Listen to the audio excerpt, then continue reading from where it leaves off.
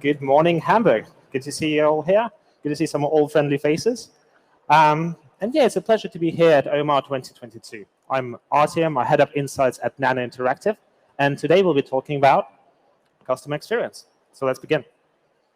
Well, today we'll tackle what is live intent and the importance of it, especially for consumers and brands. We'll talk about intercepting live intent and why it's particularly so important to intercept consumer during their valuable research and evaluation stage. And of course, we'll talk about improving customer experience, how we can target consumers effectively and drive better performance altogether. So let's begin with the importance of intent. Well, human intent is always evolving. Many of you would have likely searched for be it the Eurovision results over the weekend, or be it the weather at Hamburg, or even getting the taxi to OMR. And it's likely that all of those intents would not have been seen before over the last week or so. And indeed, according to Google themselves, 15% of all search queries have never actually been seen before in a while. That means that each and every single one of you has likely searched for something in the last 30, 60 days that has never actually been seen before in the universe. And whilst each one of us is very unique and individual, it's interesting to analyze these intents when we look at a big group level. So what do I mean by this? Well, look, using Google's own data, we can analyze behavioral patterns at a macro level. So for instance, here you're looking at demand for thermometers that peaked naturally in May 2020 with the outbreak of COVID-19 being the driving factor. So if an event like COVID can drive a big behavioral change for consumers and naturally drive demand for thermometers, what else can actually be influenced? Well, there are other factors. So simple things like weather can actually drive demand for barbecues. We need to satisfy both the current but also the emerging consumer intents. And as marketers, we can do this in many different ways. One of these ways is, of course, optimizing the website. So if the trend emerges, naturally we can create new content, fulfill that demand, be it even adjust the semantics being used on the website to ensure that we directly meet that intent in the moment. What's more, there's search engine marketing. So of course, be it paid search, SEO, you can target those new emerging keywords, but also actually talk to the consumer with the right ad copy, or be it the metadata. What's more, you can jump on the new trend, the emerging trend, and of course, align your brand with that too. But also, importantly, you can actually build brand awareness during many of these emerging trends with programmatic advertising. And that's what we're going to speak about today. So what is live intent and how can we intercept it? Well, at Nano, intercepting live intent is part of our DNA. Founded in 2014 by both a German and a British co-founder, we have built a best-in-class live intent targeting platform that is both fully cookieless and is basically fully future-proof for the demise of the third-party cookie next year. But how does it actually work? Well, it's really simple, actually.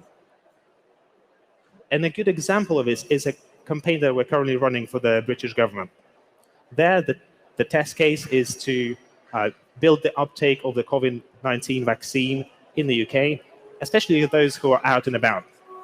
So if you're out and about, you'll likely be searching for something like this. You'd be searching on Google for, be it best cinemas in North London. And what does your experience look like? Well, you make the search, you browse on the search engine page results, scroll down, click on the first result, and as soon as you click, that's where nanotech comes in. We intercept that intent live in the moment, and with our understanding of the contextual environment, we can also, well, understand the contextual piece, target the device, target the time of day, and many other factors to ensure that we're only appearing when it's most relevant and it's most likely to drive the best performance for our client. Now, that is just one example But let's zoom out at a macro level. What does this actually mean? Well, and this is where my fun really begins as leading the insights at Nano. Because what we're doing is we're looking at this data at a macro level and actually seeing the evolving intent in real time. Now, there's a lot of data here, but as you can imagine, we're very well poised to understand what the intent universe looks like. And with that, what we started doing to really bring value for our customers, and when we speak about customer experience, this is most relevant, we started mapping out sector by sector in detail to be able to create bespoke targeting strategies for our partners. So what does that look like? Well, first off, let's start with automotive. What we can do reasonably well is to map out the full automotive landscape. So this is just under 1 million of keywords with intent such as Audi A6 or a used car intent. And by having this model and being able to cluster these intents by what we call entities, so be it a branded intent like Audi, a used car intent, and an SUV intent, we can actually make sense of this and start actually targeting those opportunities in the moment. But what's more, that's a static view of where we are right now with the environment. So what we're starting to do is actually understand how each entity is evolving and the content for that is evolving in the moment by training our AI. So put simply, by training our AI algorithm for Audi content, we can actually understand what Audi content looks like right now, but also in the future. So put simply, if you're, let's be honest, Audi will release a new car in the next 6-12 months. Our algorithm will be primed to intercept that intent as soon as it happens, because we will know exactly how Audi content already looks like. So that is fulfilling that 15% of intent that is always new on a daily basis, and meaning that we can intercept that intent live in the moment. And that gives a really good foundation to us being comfortable in saying that, at least in the automotive sector, we understand the full automotive live intent. And we can look at it from, be it a brand view, from a very macro brand level. We can look at a holding group opportunity, so monthly impression opportunity on a basis. We can dive into BMW Group that drives a 12.5 million live impression opportunity. Maybe not focus on the Rolls-Royce and Mini, but actually zoom into BMW itself. And then we can look at model segments, so be it a smaller compact car like a BMW 1 Series or something larger on the right like an SUV. Here we can quantify that the SUV-D drives a 1.3 million live impression opportunity. And then we can dive in another level, actually look by model level. So here we can see that BMW X3 drives an 812,000 impression opportunity. So from macro to micro, we can go quite niche and detailed from this. But that's just the branded view. But of course, we're seeing so much more. There's so many supplementary intents that we can also see. So be it the car type. So is somebody searching for a 4x4? Fuel type. So are they looking for an electric vehicle? Are they looking for a family car in terms of use case? Are they looking for seat covers for their car? And that, of course, can be a good indicator that somebody actually owns that particular model of car. And of course, last but certainly not least, is the purchase intent. So are they looking to buy right now? Are they looking to lease? Everything is possible to be able to be intercepted. So that's just this automotive sector. And even within this, each one of these small entities can be overlaid on top of each other. So be it if someone is looking for an SUV intent or an off-road intent, we can create a bespoke audience to target the off-road SUV intent. So what you've seen here is we can not only intercept the live intent, we also are starting to build very bespoke models to enable us to target very niche intents live at the moment. And with that being said, we looked at the importance of intent. We looked at how we can intercept the live intent. How does it actually improve customer experience? Well, let's continue with BMW and run a case scenario. We're starting to work with BMW in the UK, but imagine we want to do this in Germany. We want to build awareness for the new BMW iX3 model that is an electric SUV-D model. How could we do this? Well, firstly, we can target the close competitors to BMW. It makes sense. Naturally, anyone looking for, be it Mercedes-Benz, Audi, Tesla, Jaguar, will be in the same price range to buy BMW. So us targeting these intents will already be relevant. But as you guys have seen this morning, naturally, we have a much better understanding of intent than that. And indeed, we can actually target the same competitor set, but specifically across the SUV-D model piece. So rather than targeting, be it Tesla or Jaguar generally, we can actually target just the Audi Q5s or just the Jaguar E-Pace content, meaning that A, anyone browsing that content is already in market for a car and is likely to buy a similar type of, let's call it, budget of a car.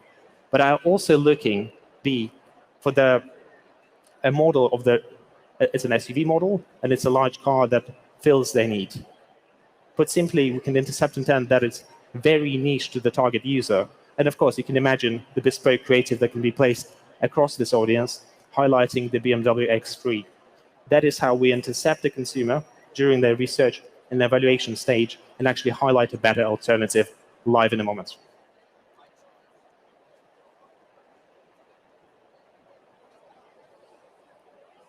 But let's say we do want to build general electric car awareness.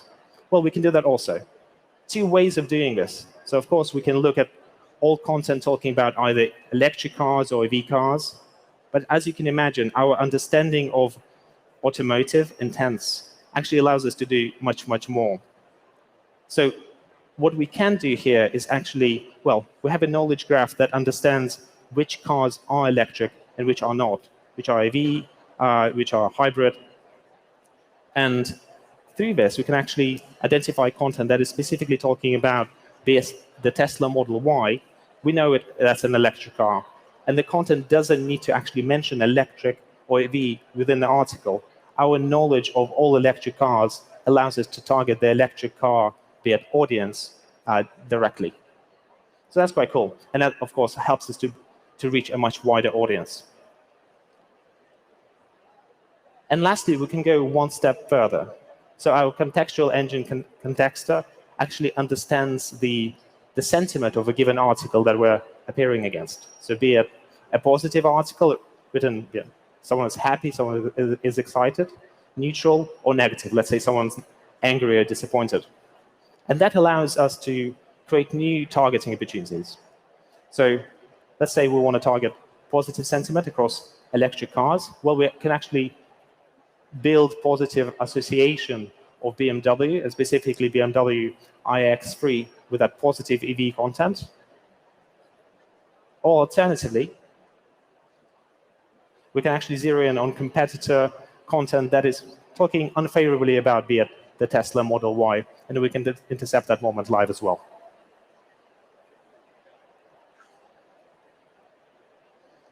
Brilliant. So I think you've seen just how, through, firstly, the importance of intent. I think we discussed just how important that is and how it's evolving very quickly. We spoke about how we can intercept the intent live and how that's valuable for consumers. And I think we also spoken about improving customer intent. We can be much more targeted in a cookieless environment with nanotechnology. Now, there's much, much more to our tech. So we're just over here at booth D24. So please come and say hi. And yeah, thank you all for your time.